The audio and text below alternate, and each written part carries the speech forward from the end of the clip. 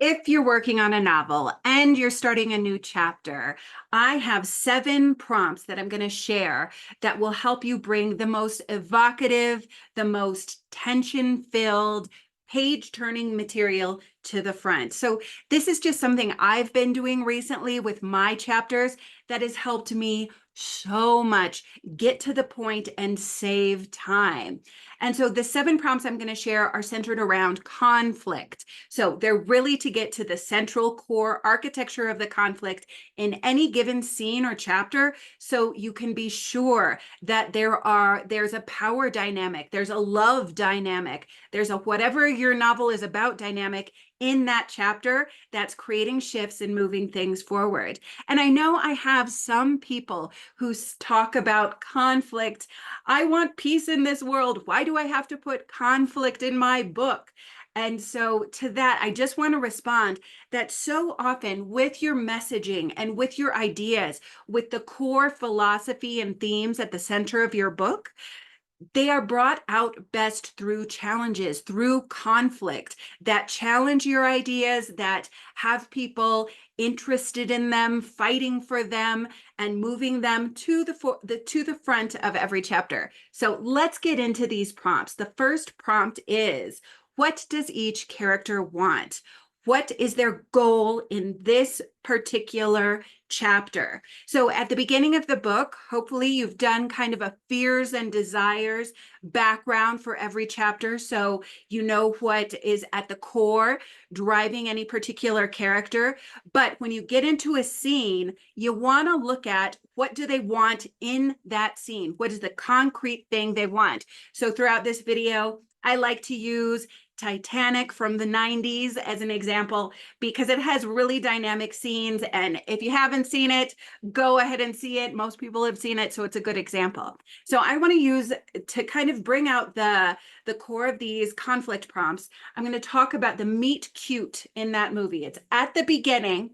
So we have 2 characters, Rose and Jack. Rose is running to the back of the Titanic, and she's thinking about jumping off and drowning herself.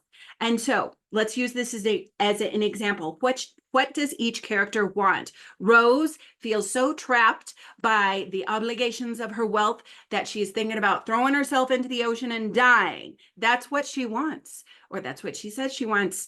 And Jack doesn't want her to do that. Jack wants her to get back on the boat because he was interested in her even before she was considering suicide. And so he wants to get her back on the boat. There, scene. We've got the first thing of conflict. Second prompt, what's at stake?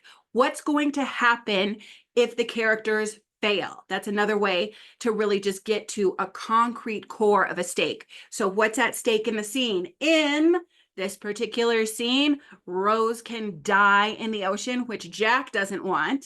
And what's at stake for Rose? Well, she could die in the ocean, but at the same time, the stakes for her are more expressive. She feels like she's going to die if she jumps. She feels like she's dying inside if she stays. So the feeling of dying inside, this kind of soul dying dynamic, that's really what's at stake for Rose. 3, my third character prompt, or my third conflict prompt. What does each character represent?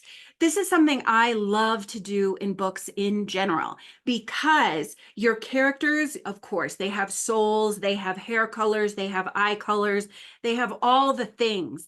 But when you're talking about how a book brings out a conflict, usually the individual characters represent certain ideas, and by having conflicts with one another, we're really testing these ideas against one another. And so I like for every chapter to track what the character represents and track if that's changing. Is the character keeping secrets? Is the character forming different alliances? Are they changing alliances? Are they dynamic? So tracking what the character represents for the story is important. So what does Jack represent in this movie, Titanic? Jack represents freewheeling, freedom, resourcefulness. He's very improvisational. He's one of those fly by the seat of your pants, do what you got to do to get what you want kind of guys. And so he has a very, at the beginning of the movie, he has a line, if you have nothing, you've got nothing to lose. And so he represents that.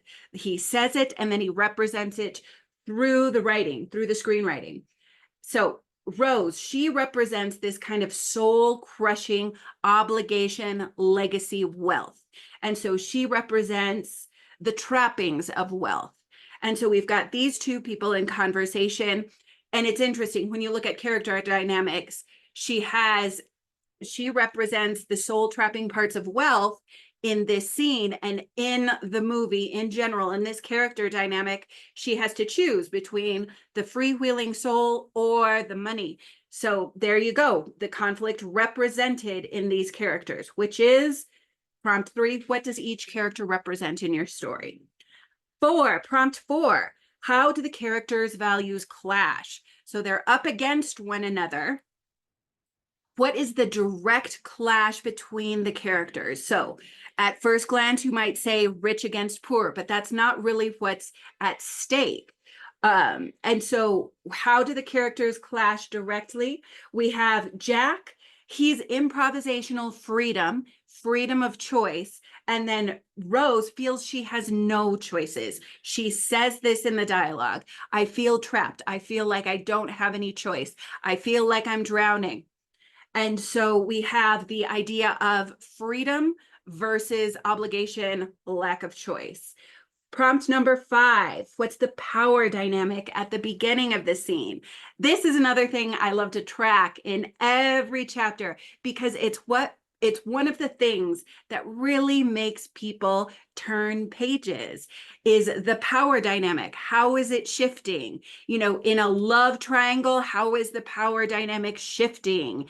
In an adventure, a fantasy adventure, how is the power dynamic shifting? How is the protagonist overcoming the challenges? And so tracking that chapter to chapter creates the ups and downs of your plot. And so let's look at this. Coming in to the scene, we think that the rich people have the power and the poor people have less power. So much so they have a different part of the boat. The rich people are up in the boat. The poor people are down on the boat. And so this really going into the scene, you know, Rose is up so high that Jack's not even supposed to talk to her because they're from different classes. And now the power dynamic shifts. So apparently she doesn't like this rich life so much that she's thinking of jumping off the back of the boat. And then the 6th prompt is, how is the power dynamic going to shift in this scene? When you have a power dynamic shift, it's basically a shift in the ability of the characters to get what they want. Then you have a change in the scene, which is central to keep a novel moving, central to keeping a scene moving, is this ability to create a shift in a dynamic and make sure that the scenes are shifting back and forth. So at the beginning, the rich people are powerful, the poor people are not as powerful. And in the middle, we see through resourcefulness, improvisation, being able to think on his feet, Jack takes the power to get what he wants. Rose is expressing a certain amount of powerlessness if she's considering suicide. And then Jack really steps in and he shows his power to be able to navigate any situation, and he convinces her to get on the boat. Prompt number 7. This is the final prompt. And it is, what is the moment of highest tension? In our little example that we're looking at here is, I would say it's when Rose decides to get back on the boat. Jack has convinced her, and then she falls and almost dies anyway. And so, sorry about all the spoilers. This is the beginning of the movie anyway, and this movie is from the 90s, so everybody should have seen it. But so what's the moment of highest tension? This is really good to check because you'll be sure that you really do have tension based on the dynamic that you've created through the architecture of the conflict, but it also pushes it further. So for instance, James Cameron made this particular film, and so he pushes it a little further. He takes this dynamic where there's this girl who's considering jumping off the back of a boat, and then she changes her mind, and that's when it happens, and she almost dies. So take the tension and see how you can push it a little further. So this week, I've been so excited about using these to draft, just to do the first notes on any chapter to kind of get this dynamic going and make sure it's juicy. And so right below, I've added this on to what I'm doing is kind of a 3-part package. I have the outlining tool, and then I've added these written out, and then I've also have 5 character prompts that will help you with your character arc. And so if you're thinking about this like a free course, basically what you can do, this is the order that I've done it in. First, you want to kind of get your character dynamics in general. So I have 5 character prompts talking about any character's abyss or any character's what don't they know, important plot central character questions that will make sure we know the dynamic of that character. Then you can start to plot. After you know the characters, you have something to go to your plot chart with, and you can start looking at that plot table so you can see the whole plot in one page. And then finally, these guys right here. I wrote them out on my notebook, but I've also put them on a PDF, and you can sign up for those below, and they will be delivered straight to your email. Every single Friday, I put out one of these little classes or pep talks to keep you going forward on your novel. So I hope this has been helpful, and I'll see you next Friday. So much love.